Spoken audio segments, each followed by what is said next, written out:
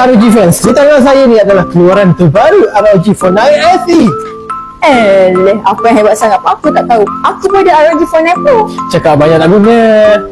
Jom saya bandingkan phone kita ni. Jom. Screen bersaiz 6.78 inch E6 AMOLED.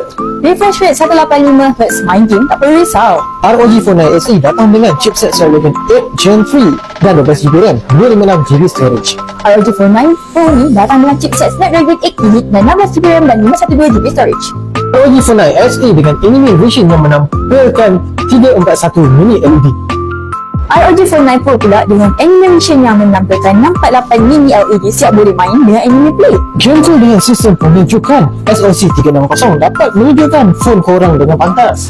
Water resistant IP68 masuk air tak perlu risau lagi. ROG Phone 9 FE datang dengan 3 kamera 50MP plus 13MP plus 5MP dan selfie kamera 32MP.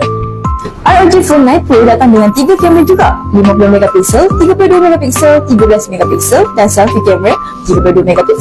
Bateri bersaiz 5500mAh dengan 65W fast charge. Bateri bersaiz 5800mAh dengan 65W fast charge juga.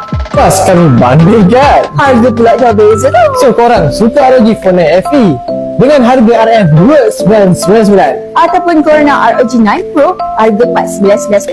Oh cukup je, jangan risau kami ada mulakan secara angsuran. Hanya serendah 145 sebulan tau.